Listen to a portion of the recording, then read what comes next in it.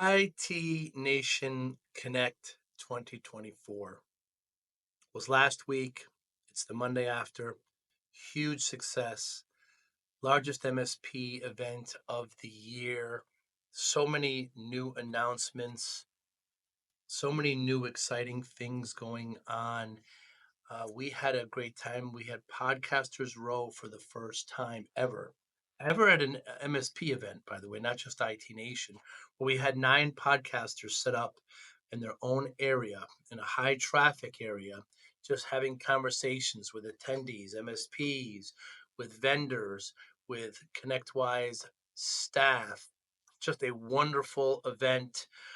Ushering the new CEO, Manny Ravello, as Jason McGee exits, and lots of great new product announcements. I personally had a speaking session there as well, which was a great success, how to help MSPs in sales and marketing with podcasting. There was great after parties with Universal and Stone Temple Pilots, and Tony Hawk spoke, and it was an incredible event. We recorded many conversations, and the following is one of the conversations, and they were all great. It was a high traffic area, so they might be a little noisy, but just a great event. I encourage everyone to consider going to it. Thanks so much for listening. Hi, I'm Joey Pinz, and here's my 45-second introduction. After starting my business in the 90s, I started developing poor habits of eating in my diet because of working way too much. I found myself at 340 pounds. The doctor told me if I don't lose the weight, I'm not going to see my daughter graduate. I took the next 7 months, lost 130 pounds. People ask me, how'd you do it? What's the secret? I need to lose weight. How'd you do it? How did I lose the weight? Just one word: discipline. I've had other successes in life, and I attribute them all to discipline. Now, I'm not the king of discipline, but I believe that it can help all of us. Friends convinced me to start a podcast. The podcast mission: how do we better ourselves and society? I talk to interesting people in health, fitness, sport. And so you were born in Brazil? Born and raised in Brazil. And when did you leave? So I came to the United States for college when I was 18. Ended up at the University of Texas at Austin. Whoa. And had 4 wonderful years there. And then the coincidences of life, I was going to go home to Brazil and met my wife, who's from Brazil, born in the same city I'm from, when we were both in college in the U.S. So there you go. Whoa. Yeah. So when you meet somebody like that and you find out they're from the same town, mind-boggling, right? And to make it even funnier, my brother played basketball with her growing up. My uncle was good friends with her uncle. Unbelievable. And then we met through my best friend who's from Brazil as well. So yeah. Small world. Small world it is. So your team in Brazil, your soccer team in Brazil is who? Oh, I'm a huge soccer fan. So I root for a team called Ponte Preta. So they are not well known. They are from my hometown of Campinas. And we are known as the oldest club in Brazil, formed in 1900, the first soccer club in Brazil. Wow. But we've never won the championship, so we're the butt of all jokes, basically. And so what major city is it near? São Paulo. Oh, near São Paulo. Yeah. So Campinas is about an hour outside of São Paulo. Wow. And did you play soccer? I played sports growing up. I would describe myself as a really good soccer player for an American and a good basketball player for a Brazilian. So, that's very clever the way you phrased that, Chris. and when you played soccer, you're a midfielder?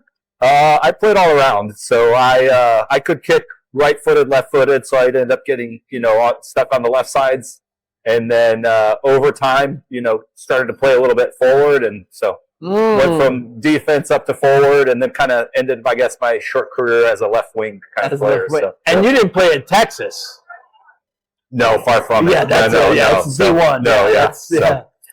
And there's a decent basketball program in Brazil, right? There's a really good basketball program. I was probably a better basketball player than soccer, and I played club and then high school when I was down there, and several of my club teammates actually played college in the U.S. So D2, D3, they're very good. So. And you're a guard? I was a guard. I was a small and squatty guy, so I was not one to go up for much other than good passes and trying to help out as best I could and keep up with the rest of the better players. So you say you use both feet. Could you use both hands? You go back and forth? I could use both hands pretty well. So yeah.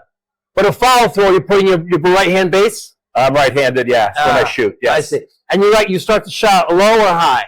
I probably started about mid-range. I was never one that I could develop that beautiful arc and shot above your head. So. Starting it low and bringing it up high. Exactly, yeah. Did you play ball, Joe? I played a little bit of basketball, a little bit of soccer, certainly. I'm from the great state of Connecticut, so we've got a lot of great basketball at University of UConn, of course. But and so when you came to the States, did you still keep up? You couldn't follow your Brazil soccer team from there, could you? Oh, yes, we could. Wow. So, yeah, the internet was always very helpful in that regard. So I'd listen to Texas, games on Saturday, or watch it on TV, or listen to my soccer team over the weekend as well. So wow, it's a beautiful thing.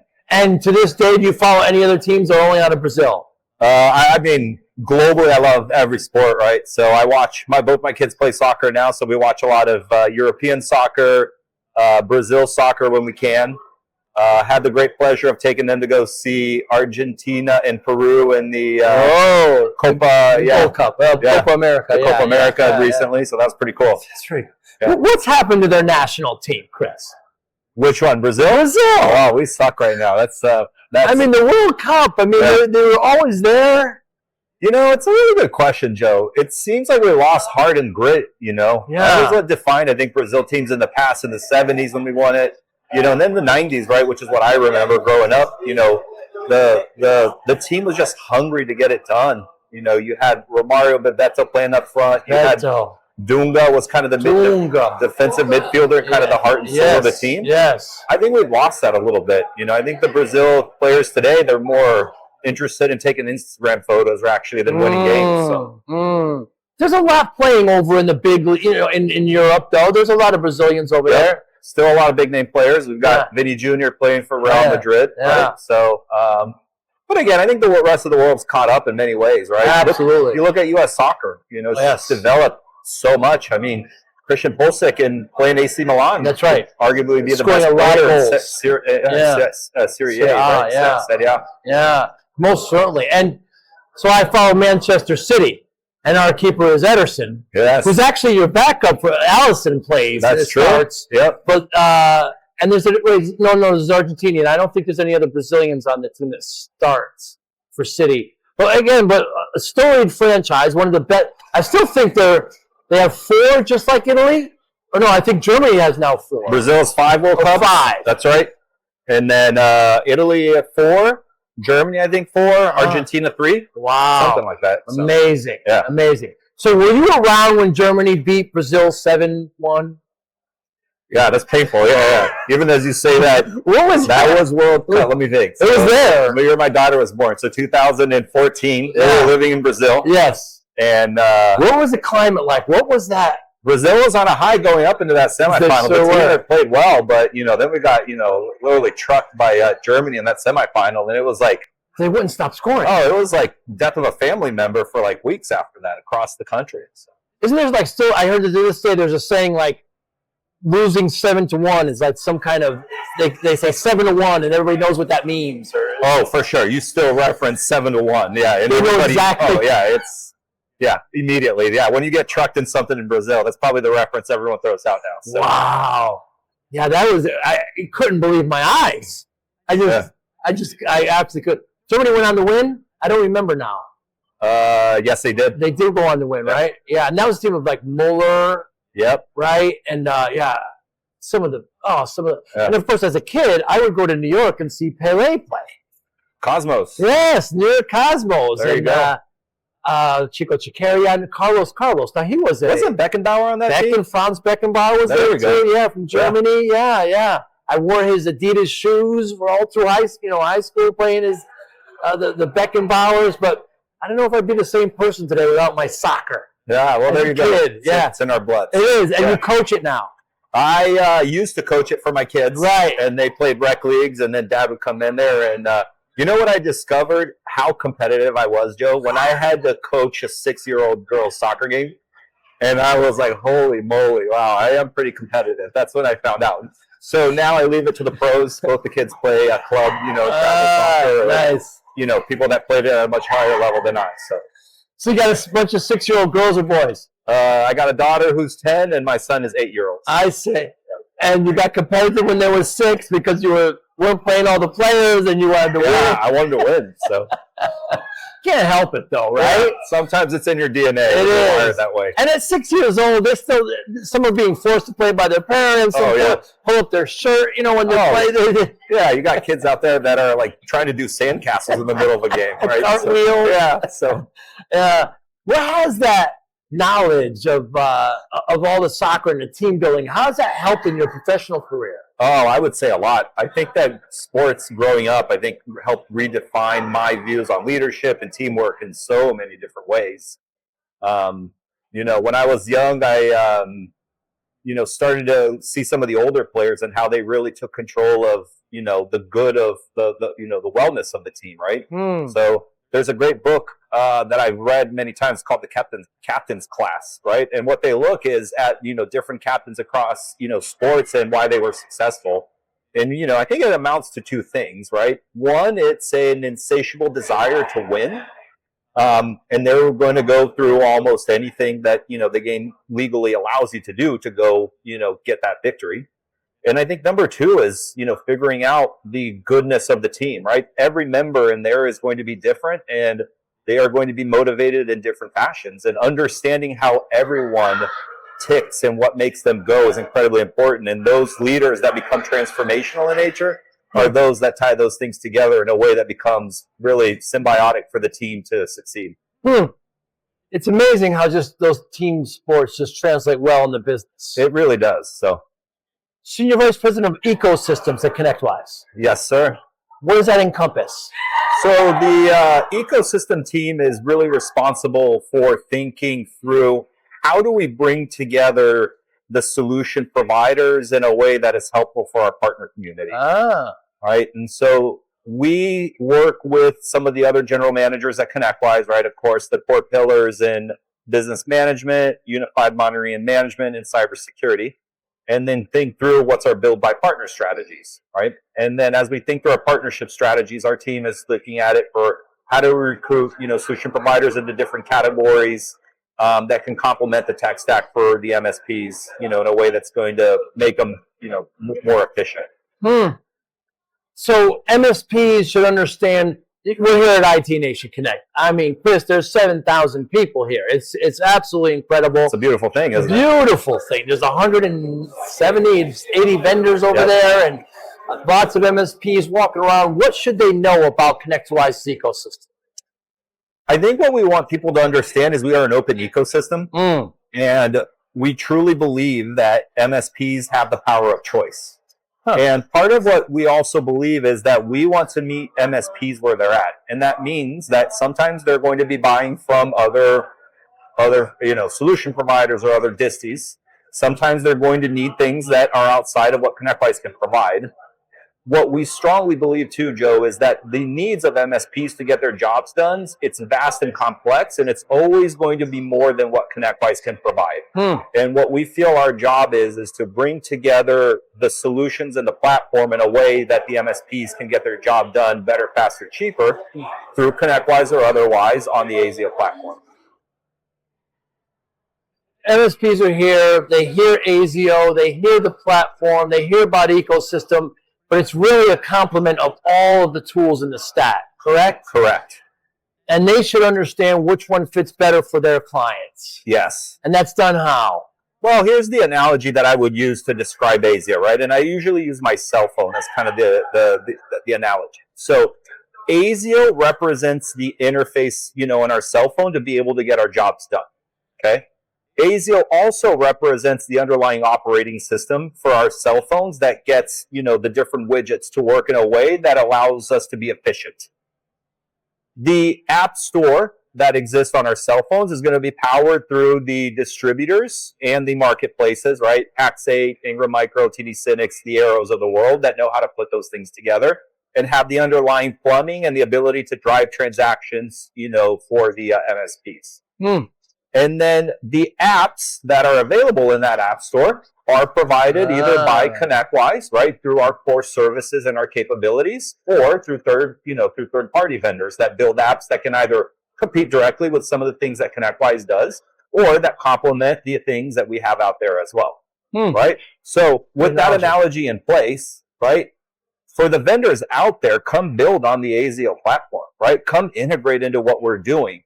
We will be able to serve you, a prime position in the system of engagement that MSPs are going to be using to do their jobs, right? And that is everyone at an MSP, technicians, people in the back office, right? ASIO has the ability to be that central system of engagement, much like our telephones are to us today.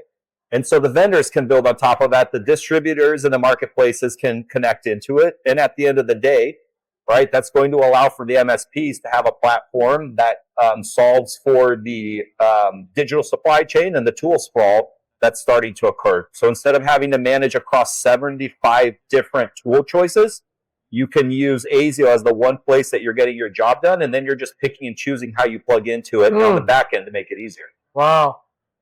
Yeah, it does seem like Manny, of course, the new CEO, Manny Rivero, talked about last night at the keynote. I thought he did a really good job with that. Yep, for sure. ASIO is a big part of what we've been trying to tell as a story and really coming together in a way that's good, not just for ConnectWise, but for the entire ecosystem, be it the partners or the solution providers as well. Chris, has there been anything in the last month or 6 weeks that you've changed your mind on? Well, I'm human, right? So we change our mind on a lot of things, I guess. Anything in particular? It's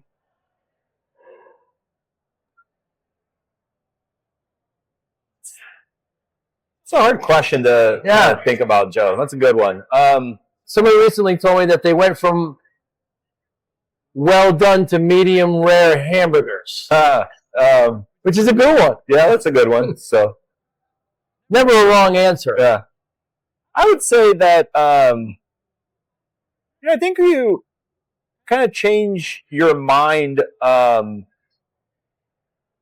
In the so I was in Brazil actually last week for my cousin's wedding. Right, so got a chance to go back home for a couple of days and hang out with everyone. And I think one of the things that you kind of change your mind on is how you kind of view success in life. Right, I think sometimes we're so driven as individuals by trying to get to that next step and looking at, for example, maybe titles or monetary compensation as kind of the way that we assess life. And ultimately, it's about the journey in many different ways. And so just hanging out with my family and friends, I think, is always a very good reminder that stop always looking at that next endpoint, enjoy the journey at where you're at, and use that as kind of the baseline of what happiness should really be.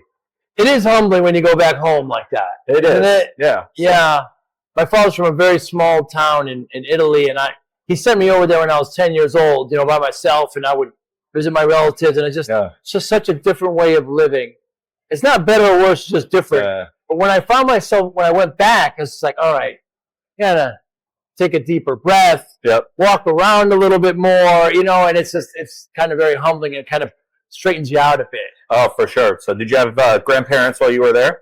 Yeah, actually, my grandfather went to Argentina after the war. Oh, no kidding. Everybody went to South America after the World War II. Very nice. So, I lived in Buenos Aires a little bit when I was younger. Beautiful city. Yes. Yeah. So you speak a little Spanish as well? Hablo un poco de español.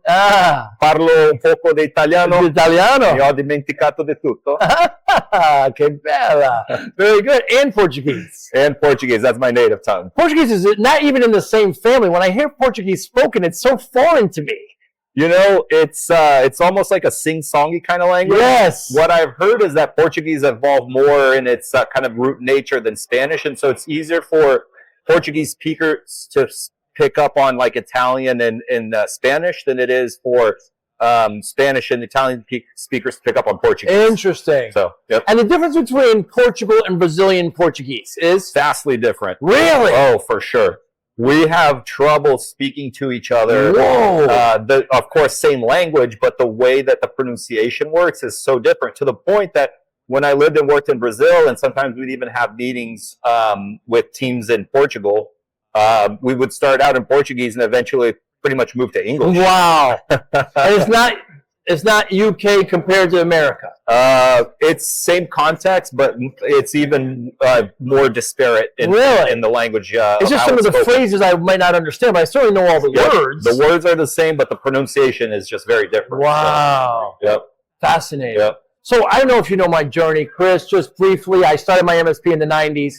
was working way too hard, 14-hour days, Yep. putting my health in the back seat, and I was at the doctor, and I'm at 340 pounds. Just eating poorly and not exercising, stop playing soccer, She says to me, if I don't lose the weight, I'm not going to see my daughter graduate. So my daughter's so scared, pissed, I get home and I say, okay, so next 6-7 months, lost 130 pounds. Good for you. And you can't look at it as a finishing line, right? You got to change the way you do in life. And people hear the story and say, what's your secret? And there's no secret, Chris. Discipline. That's how I lost it. I got a routine. I got willpower. And that's how I lost it. How does discipline play a role in your life, Chris Timms? Discipline is at the core of what we, strive to achieve. I spent a lot of time talking about discipline with my 10-year-old and my 8-year-old.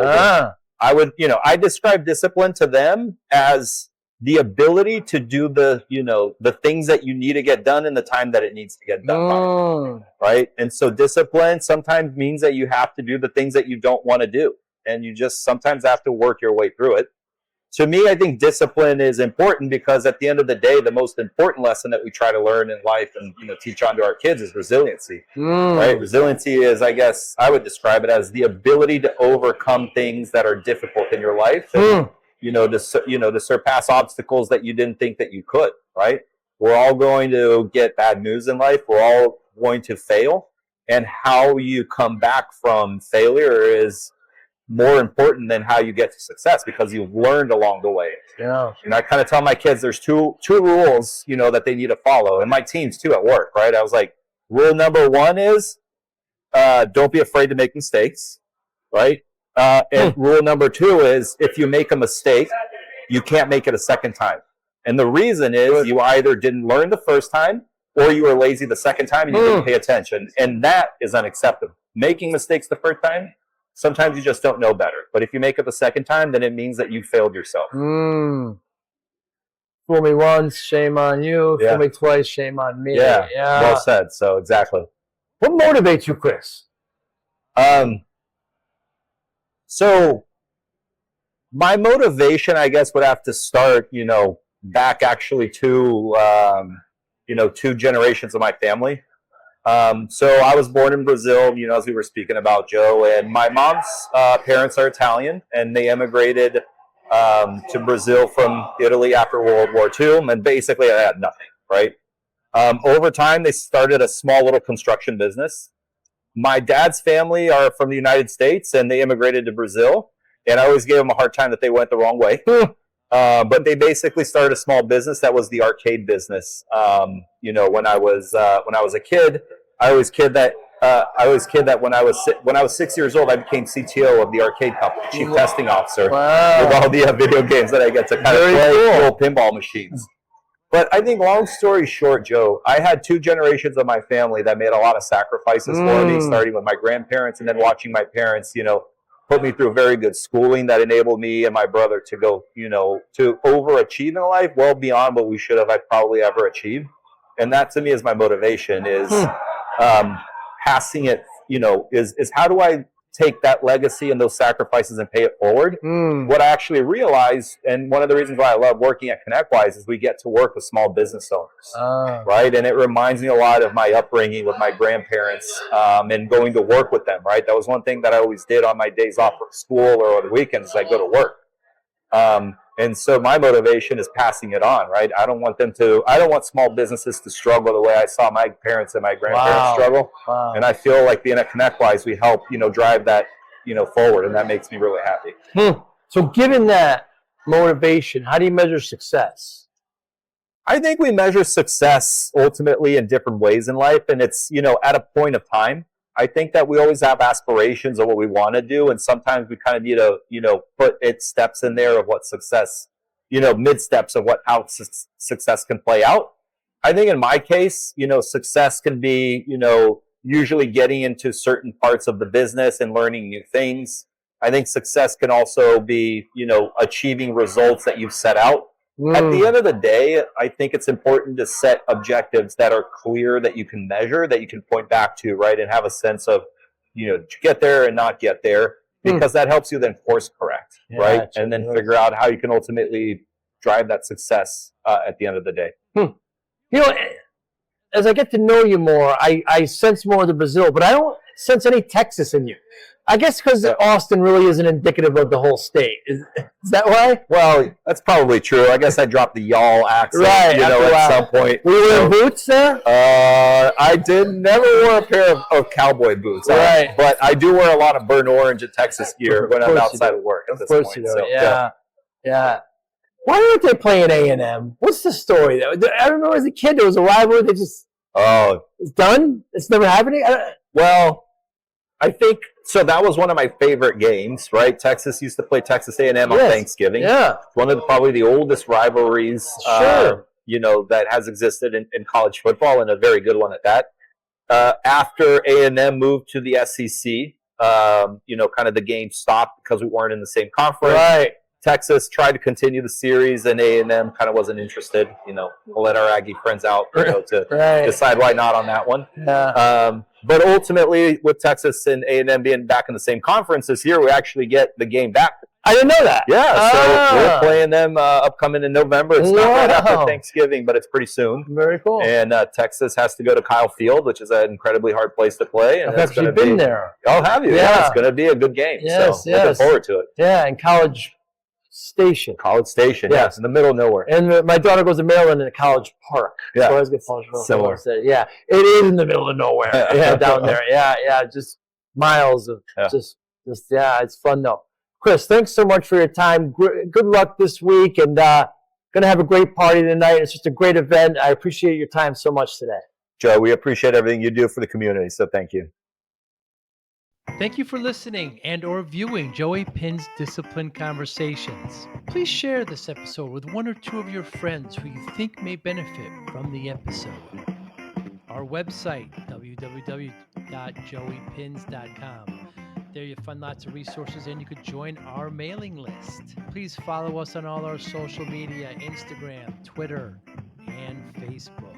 Podcast information, the video version of our podcast is on YouTube. Please subscribe. Audio is on all major podcasting platforms. Please follow them.